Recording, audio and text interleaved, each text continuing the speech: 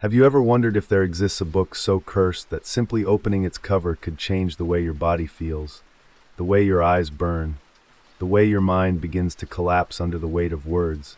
Before we step together into this unsettling story, I would like you to pause for just a second, yes, right now, and hit the like button. Tell me in the comments where in the world you are listening from. And if you dare, subscribe to this channel so that you will never miss a night where we explore mysteries like this one. Only do it if you are truly ready to walk with me into shadows that most people avoid. Now, let us begin. Picture this, Europe in the late Middle Ages. It is cold, the air smells of damp stone and wax from too many candles burned down to their stubs.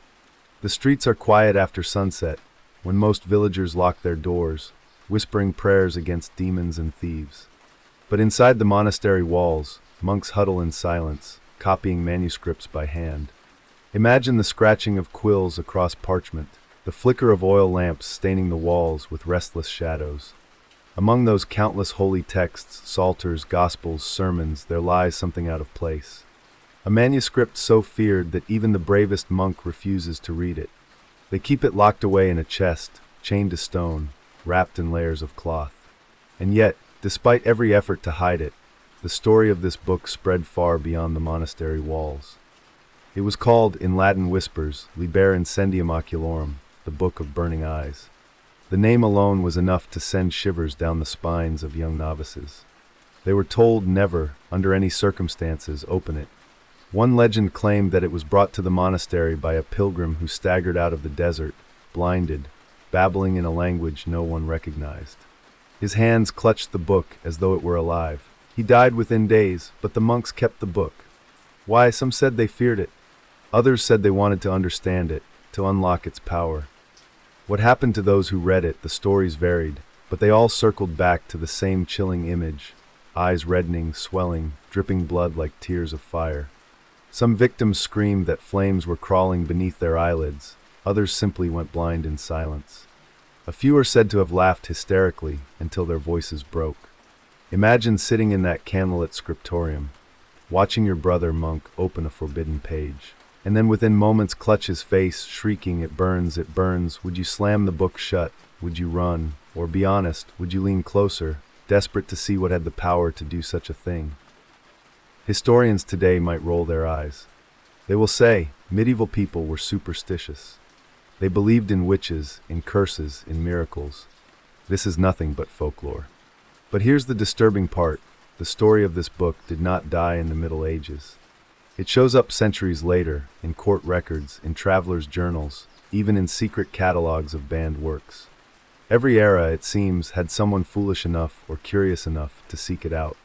And every era had new victims.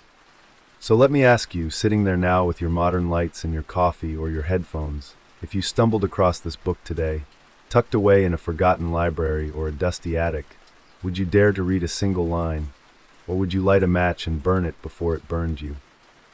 The story of the monastery fire is one of the earliest and most unsettling testimonies tied to the cursed manuscript. Our path now takes us to the rugged mountains of what is today southern France, sometime around the year 1290. Imagine a cold, remote Benedictine monastery, its walls rising against the snow, its monks wrapped in heavy cloaks as they pray for survival through a brutal winter. Inside those walls lay one of the richest libraries of the age, filled with illuminated gospels, chants, and sacred wisdom copied by hand. But deep within that collection, chained and wrapped, lay a book that few even dared to whisper about. The official chronicle, what the abbot wrote for bishops and kings, explained the disaster in plain words. A candle tipped, fire caught the rafters, and centuries of parchment and wood went up in flames. But the oral testimonies told a different tale. Surviving monks, speaking years later in hushed voices, claimed the fire began not with a candle, but with the chest that held the forbidden book. One said the chains binding it glowed red hot before bursting apart. Another described the flames as blue and unnatural, licking upward like ghostly fingers. And several swore they heard laughter, strange, mocking laughter, rising from the library even as smoke filled their lungs. Panic spread through the cloisters. Monks scrambled with buckets of water.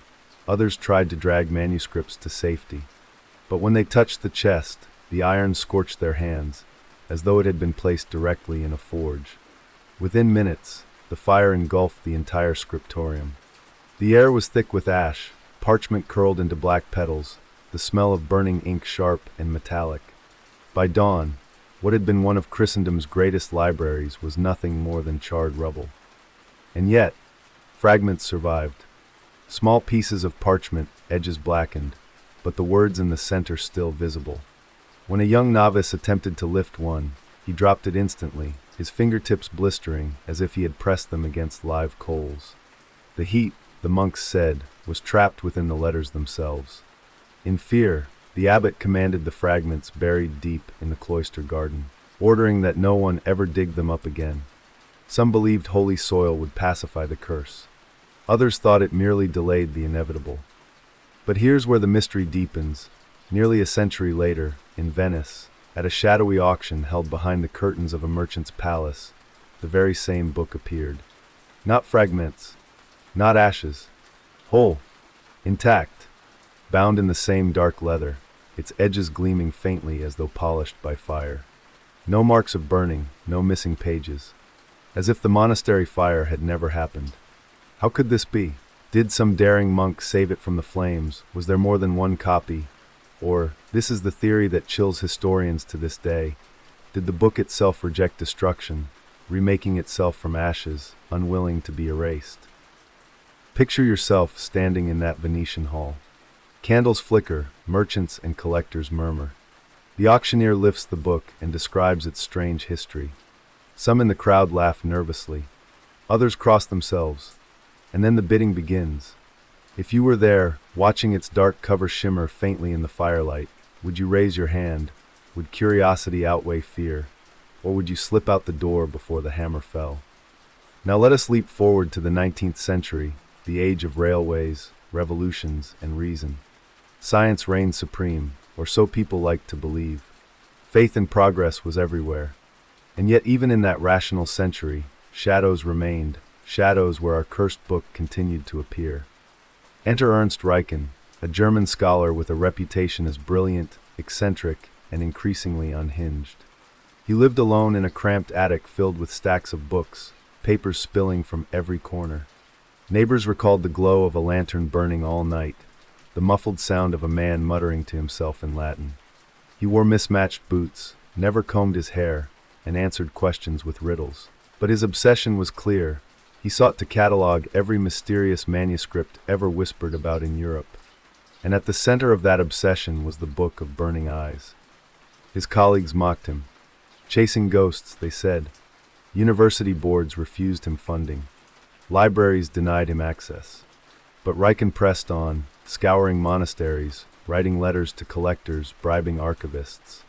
His notebooks, discovered decades later, reveal a man unraveling. At first the handwriting is precise, crisp German script. Then, as the trail grew hotter, the ink smears, the words twist, as though written in haste or fear. He traced the book's path, from France to Italy, then to Prague, into the hands of a nobleman whose servants refused to touch it barehanded. Reichen recorded stories of men who dared to read and went blind, of others who fell into madness. One tale spoke of a collector who had the book carried on silver trays by masked servants, afraid even of accidental contact. The scholar's final entry is chilling. Tomorrow, I will see it with my own eyes. If I do not return, it means the pages have consumed me. He never returned. His body was never found. Only his last notebook survived, stained with odd smudges that resembled burns. Theories abound. Some say he was murdered by rivals. Others claim he drowned himself in delirium. But among collectors, the darker whisper spread, the book erased him. It fed on him. It swallowed his very existence. And this brings us to a question, one that echoes across centuries. What drives a human being to such lengths? Is it the lure of fame, of proving oneself greater than peers? Is it glory, the hope of leaving a legacy? Or is it the raw thrill of forbidden knowledge? The human itch to touch the flame, even while knowing it will burn, if it were you, with the book lying before you on a table, bound in dark leather.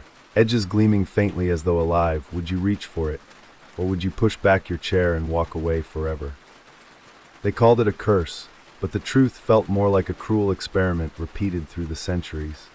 Imagine holding a book, turning its pages, and feeling your vision blur, not gradually, not like fatigue, but suddenly, as if invisible hands pressed burning coals into your eyes. That was the experience described by those unlucky, or foolish, enough to attempt reading the Book of Burning Eyes. Accounts vary. A monk in 14th century Spain claimed that after 3 lines, his eyes flooded with tears so hot that he thought they were boiling. In a diary preserved in Vienna, a noblewoman described how her husband's pupils seemed to glow red as he read aloud, until he screamed and clawed his own face. A sailor in Amsterdam, around 1650, supposedly lost both eyes within days after smuggling a copy aboard his ship. Crew members swore his sockets smoked as though ash had settled inside. Skeptics, of course, laugh at these accounts. They say superstition, eye infections, bad ink. But then, what about the consistency? Different centuries, different languages, different continents, and yet the same horrifying detail, eyes burning, swelling, bleeding. It is too precise to dismiss entirely. What could cause such a reaction? Some modern researchers, those who treat these legends seriously, propose toxic inks. Perhaps mercury compounds, arsenic pigments, or fungi producing spores that irritate mucous membranes. That is logical, yes. But then why did readers not merely cough or sicken, as they would with poison? Why always the eyes? Why always the sensation of fire beneath the eyelids? One eerie pattern emerges. Victims often described laughter, not their own, but faint, echoing, as if the book itself mocked them. And in some cases, bystanders swore they saw faint sparks flicker across the pages, like embers hidden in the text. Picture that, sitting by candlelight, watching letters shimmer like burning coals. Would you keep reading? Here's where I will pose the question to you directly. If you were offered one chance to read a single page, knowing the risk, would curiosity win, or would fear save your sight? The rational mind demands answers. We live in a world of microscopes, laboratories, and peer-reviewed journals. Surely a book cannot make eyes burn. Surely this is infection, toxin, or hallucination. And yet, every attempt at explanation leaves something unsolved. Take the toxic ink theory. Medieval scribes sometimes used cinnabar, a mercury sulfide pigment. Yes, it can poison. But why would symptoms manifest instantly? Why would pain concentrate so precisely in the eyes? And why would bystanders, untouched by the page, also report strange sensations, smelling smoke, hearing laughter? Then there is the fungal theory. Ancient parchment often harbors spores of aspergillus or stachybotrys, molds known to irritate lungs and cause visions. It is plausible. But still, how do you explain sparks dancing across the page? Fungi do not glow. One modern researcher, an ophthalmologist in Berlin, once attempted an experiment. He obtained a page, at least, what he believed to be genuine. He wore protective gloves, a mask, even sealed goggles. Under sterile conditions, he read aloud. After 2 minutes, he ripped the goggles from his face, crying out that his eyes were boiling. Colleagues found nothing wrong. No burns, no redness. And yet he swore for weeks afterward that letters still glowed behind his eyelids whenever he closed them. He later left his profession entirely. Skeptics call this hysteria, a trick of suggestion. But here lies the paradox. Even if it is suggestion, even if it is just the human mind turning against itself, then the book still wields power. Power to hijack imagination, to weaponize belief, to make fire bloom inside the skull. So tell me, does it matter if the fire is real, if your eyes ache, if you scream, if you abandon your career in terror? Was that not real enough? Every cursed object has an origin, and legends often point to a single unsettling figure, the scribe who wrote it. They call him the laughing scribe. Little is certain.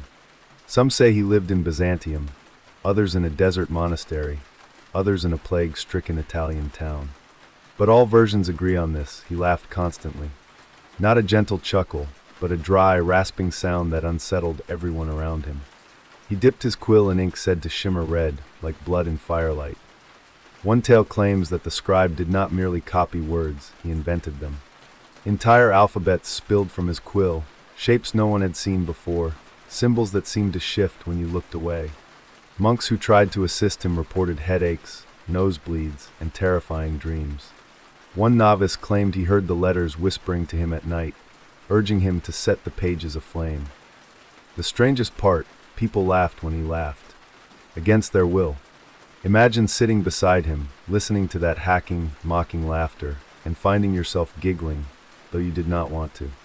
Some swore it was not joy at all but compulsion, the book spreading madness even as it was being born.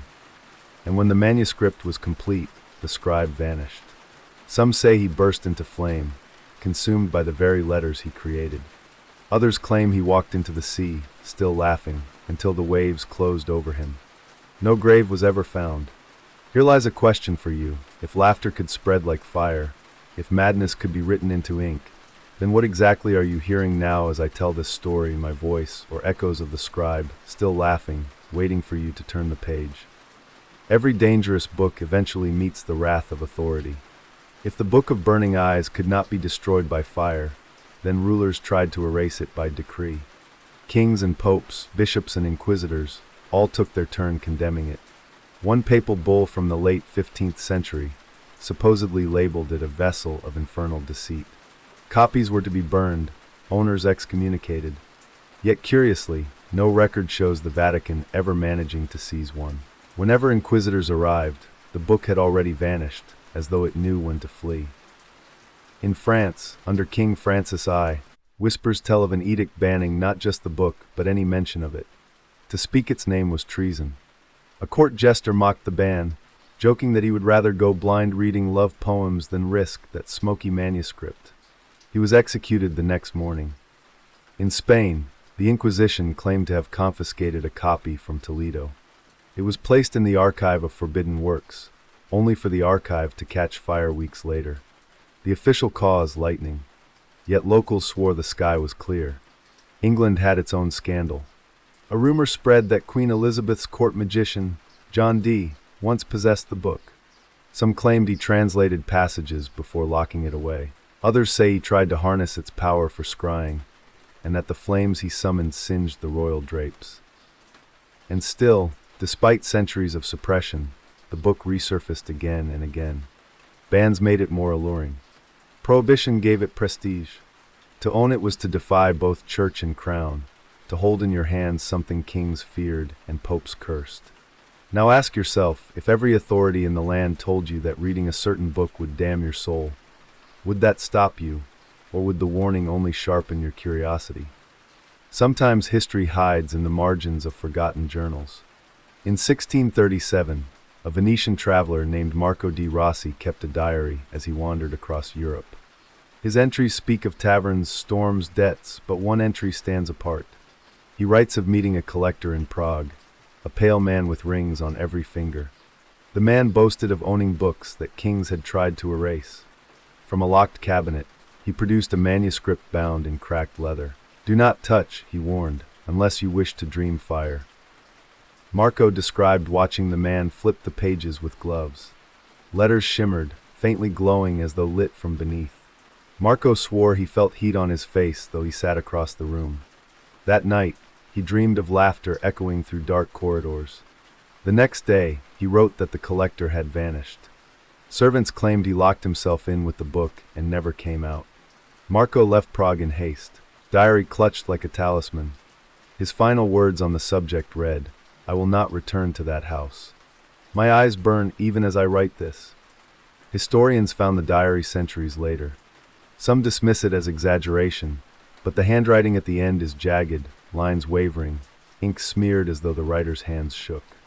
For those who believe, the diary proves that the book traveled far beyond monasteries, that it lured curious minds in city after city, always leaving behind fear.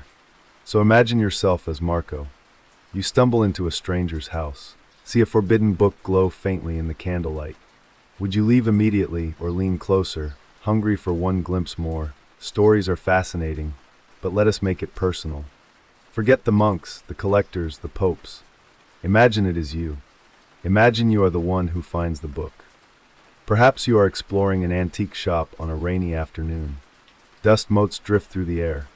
In the corner, under a stack of hymnals, you see it, cracked leather, faintly warm to the touch. The shopkeeper shrugs. "Came in with a shipment. Nobody wants it. You buy it. You bring it home. Now it sits on your desk. Outside, thunder rolls. The room is quiet. Your lamp flickers. And there it is waiting. What do? Do you call a friend, laugh it off as a curiosity? Do you list it online, hoping some eccentric collector will pay you thousands? Do you take it to a university and beg scholars to examine it? Or do you do what every story warns against, open it? If you open it, what happens? Maybe nothing. Maybe just dust and faded ink. But maybe, as your eyes skim the first line, you feel heat rising, vision blurring. Do you close the cover immediately, or whisper just one more line? How far would you go before stopping? And here's the truth about human nature. Most of us say we would walk away. We say we are rational, careful. But curiosity is strong. You have clicked on this story tonight, have not you? You have chosen to listen about forbidden books and burning eyes. Is not that already a sign that if the book truly sat before you, your fingers might reach for it? So I will ask you plainly, if you held it in your hands right now, what would you do? What if the book was not cursed because of its content, but because of its very language? Some scholars whisper of a script older than Latin, older even than Greek or Sumerian, letters forged not by quill and ink, but by fire itself. Legends claim that the laughing scribe, or whoever first set the words down, did not merely write. He captured flames. Each letter was said to flicker subtly, its edges glowing faintly in darkness. Those who stared too long reported the shapes shifting, as if alive. A language of fire, some called it, one designed not to be read but to burn itself into the mind. In the margins of Ernst Reichen's last notebook, remember, he scribbled sketches of symbols. Triangular shapes intersecting, spirals enclosing dots, lines that curled like smoke. Modern cryptographers who examined them said they resembled no known alphabet. A neurologist remarked that simply staring at the sketches gave him migraines. Imagine if words themselves could be combustible, not ink, not parchment, but the symbols. When the eye traced them, they ignited neurons, sending the brain into overdrive. Perhaps that explains the burning sensation, the mind perceiving fire where none exists, the nervous system tricked into pain. And yet, what if it is not trickery? What if the letters are literally alive, small embers captured on skin, waiting for sight to release them? That would explain why some witnesses swore the pages glowed even when shut. So here's a thought experiment for you. Imagine a language not meant to communicate, but to consume. Letters not to convey meaning, but to erase the reader. Would you dare learn even one character? Would you risk a single syllable? By the 20th century, curiosity turned clinical. The age of laboratories arrived, and with it, attempts to study the cursed book scientifically. Rumors speak of a hidden archive in Germany during the 1930s. A regime obsessed with the occult allegedly seized a copy. Scientists in white coats placed it under bright lamps, took photographs, measured its ink. Witnesses later claimed the negatives showed symbols glowing, though the naked eye saw nothing. Within weeks, half the research team reported migraines, hallucinations, blindness. Official records conveniently lost. Another story emerges from the Cold War. In a Soviet laboratory, researchers supposedly subjected a fragment to high heat, attempting to incinerate it. Instead of burning, the parchment released sparks, setting instruments aflame. One technician swore the letters crawled off the page like insects before vanishing. The project was shut down, files sealed. In the West, whispers tell of an American experiment. A government facility, men in suits, a room with one volunteer. He was promised money if he read a page aloud while hooked to electrodes. 10 seconds in, monitors spiked wildly. He screamed, tore at the wires. The report ends abruptly, pages redacted. Skeptics insist these tales are exaggerations. But ask yourself, if such experiments never happened, why do fragments of burned equipment show up in museum collections with no explanation? Why do elderly scientists, when asked, fall silent, their eyes clouding with something more than age? Science sought answers. Instead, it found fire. Every legend longs for a home, and for the Book of Burning Eyes, that home is said to be a library that never officially existed. Whispers speak of a black library, hidden beneath a city, some say beneath Rome, others beneath Alexandria, others beneath a nameless ruin in the desert. It was said to house works too dangerous for daylight, grimoires bound in skin, scrolls that sang, tablets etched with forbidden names. And in the heart of it all, chained to an obsidian pedestal, lay our book. Travelers swore they caught glimpses of it.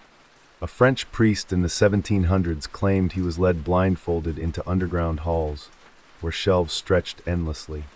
He heard chanting, smelled smoke, and when the blindfold slipped, he saw letters glowing across a single open page. He fainted and awoke days later, back in Paris, with no memory of how he returned. Some archaeologists insist the Black Library is mere myth, born of human fear. But then, why do ruins across different continents share carvings of the same strange symbols? Why do stories of vanishing scholars cluster around certain forgotten catacombs? Perhaps the library never existed in one place. Perhaps it drifts, appearing where curiosity burns brightest, vanishing when danger grows. A library of shadows, moving with the book itself. Now picture this: if you had the chance to step into such a place, shelves humming with forbidden power, would you walk forward? Would you risk carrying even one volume out into the light? Every forbidden book attracts collectors, and every collector believes they will be the one to tame it. But the Book of Burning Eyes did not reward ambition, it punished it. Stories tell of Count Velasco, a Spanish aristocrat in the 1600s. He kept the book locked in a silver chest, guarded by armed men. Guests whispered that his eyes grew bloodshot, his laughter erratic. Within a year, his fortune collapsed, his estate seized, his family scattered. The book gone, spirited away before officials arrived. In 18th century London, a merchant purchased it at auction, believing he could resell it for profit. Days later, his warehouses burned mysteriously. Witnesses saw him wandering the docks, muttering about flames in the margins. He vanished soon after. A more recent tale speaks of an oil magnate in Texas, 1920s. Wealth beyond measure, yet restless. He bought the book from a European dealer, displaying it in a glass case in his mansion. Visitors reported that the glass sometimes fogged from within, as if the pages breathed. Months later, oil prices crashed. His empire crumbled. The magnate shot himself in front of the case. The book was never listed among his estate. Patterns emerged: wealth, pride, obsession followed by ruin. Those who held the book too long did not merely lose money. They lost sanity, reputation, families, even their lives. And always, the book slipped away, ready for the next victim. Ask yourself, if you could own something no one else dared, would you risk it?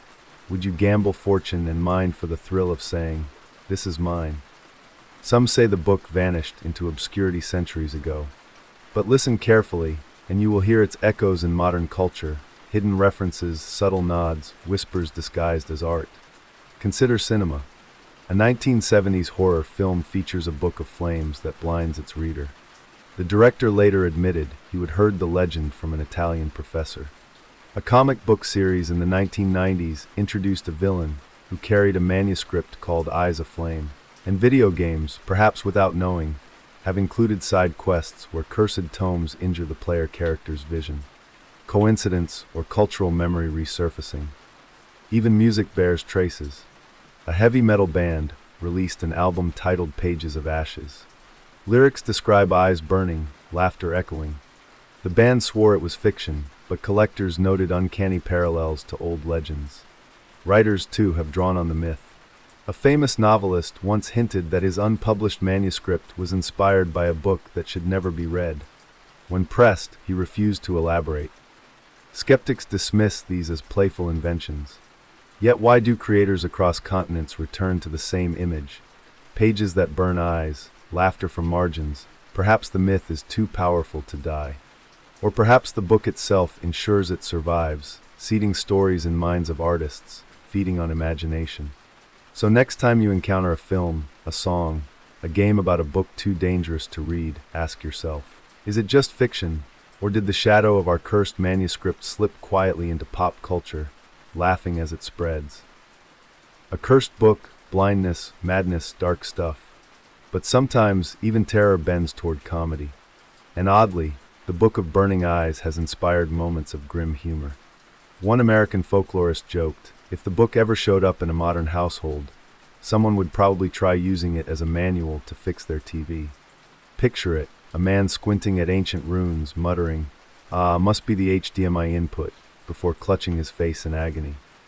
Another tale, likely invented but persistent, tells of college students in the 1960s who claimed to own the book. They bragged about reading it during parties. In reality, they would show guests a phone book dipped in kerosene, pretend to read, then scream and pour water on their eyes. Campus legend says one guest actually fainted, convinced the curse was real. Even medieval scribes may have laughed. A marginal doodle in a 15th century manuscript shows a monk with exaggerated, bulging eyes, flames drawn above his head. Was it parody or a warning disguised as jest? Humor does not erase fear, but it reveals something important. Humans cope with darkness by laughing at it. If a curse is unbearable, we mock it. If death feels close, we tell jokes. And perhaps that is why the legend of the burning book survived, not just as terror, but as comedy. So I will ask you, if someone handed you the book, would your first instinct be to laugh? Or would laughter die in your throat the moment the pages began to glow? By the mid-20th century, the age of empires had faded, but the age of governments, shadowy, powerful, bureaucratic, was in full force. And if you think legends of cursed books would escape their notice, think again. Declassified whispers, never full documents, but fragments, suggest that agencies on both sides of the Cold War had interest in the Book of Burning Eyes. Why? Perhaps as a weapon, perhaps as a psychological experiment, or perhaps simply because curiosity infects even men in suits. In America, there are rumors of an eyes-only file locked away in the archives. Supposedly it contained photographs of the book, reports of seizures, even transcripts of subjects who attempted to read it. Pages of the file are said to be blacked out almost entirely, except for a few chilling phrases. Subject screamed. Eyes inflamed. Laughter recorded on tape. In Moscow, stories circulate of a red project hidden within KGB vaults. A defector claimed the Soviets tested the book on prisoners. Some went blind, some raved with madness, one reportedly died laughing until his heart gave out. The defector himself disappeared weeks later. Why would governments risk this? Because knowledge is power, and even curses tempt those who hunger for control. Imagine if a single page could incapacitate an enemy soldier. Imagine if fear alone, rumors of a weapon that burns eyes, could shift a war. And yet, if such files exist, they remain sealed. What little surfaces are fragments, anecdotes, hints. Enough to tantalize, not enough to prove. Perhaps the book rests now in a climate-controlled vault, triple-locked, guards unaware of what they protect. Or perhaps it slipped away, as always, mocking those who tried to cage it. So here's a question for you. If you were handed those government files, stamped top secret, would you open them? Or would you fear that simply reading about the book might be enough to make your own eyes burn? Every legend ends with a mystery, and for the Book of Burning Eyes, the greatest mystery is this: what lies on the final page. No record ever describes it. Witnesses mention glowing letters, searing pain, sudden blindness, but never the last page. Always readers stopped, or were stopped, before reaching it. Some died. Some went mad. But none left testimony of finishing the book. This absence itself became legend. Scholars speculated that the last page contained the source code of the curse, a sequence of symbols so intense they annihilate anyone who perceives them. Others believed it was blank, and the true terror lay in realizing you had suffered for nothing. One story, whispered among collectors, tells of a man in Budapest, 1890s, who swore he reached the end. Servants said they found him seated, eyes intact but staring, unblinking, at nothing. He never spoke again. His hand, however, kept writing the same word on scraps of paper: laugh. Another tale insists the final page does not exist until you seek it, that the book grows longer as you read, endlessly generating new pages, always keeping the last just out of reach. In this theory, the curse is eternal hunger, the inability to finish, the reader consumed by pursuit. And so the greatest question remains: if you could read the final page, would you dare? Could you endure the knowledge that no human before you survived it? And so our journey ends, or perhaps only pauses. You and I have walked through monasteries aflame, collectors cursed, governments intrigued, scientists baffled. We have peered into margins that glow, heard laughter that will not fade, and wondered what lies on a final page nobody survives. But here is where the story turns back to you. Because legends survive not just on parchment, but in memory, in conversation, in curiosity. Every time you listen, every time you ask, the book lives again. Perhaps that is its truest curse, not fire, not blindness, but survival through imagination. Think of it, tonight, as you prepare for sleep. The image of a leather-bound volume may linger in your mind. Will you dream of it? Will you imagine opening it? If you do, remember this: countless others have dreamed before you, and each dream fed the legend. I want to thank you for staying with me through this long, dark tale. If you have enjoyed the story, let me know by liking this video, subscribing if you have not yet, and sharing your thoughts in the comments. And let me leave you with a question, one last spark to carry into the night. If you could choose, would you rather know the truth of the book, no matter the cost, or leave it forever a mystery? Your answer may decide whether the story ends or continues.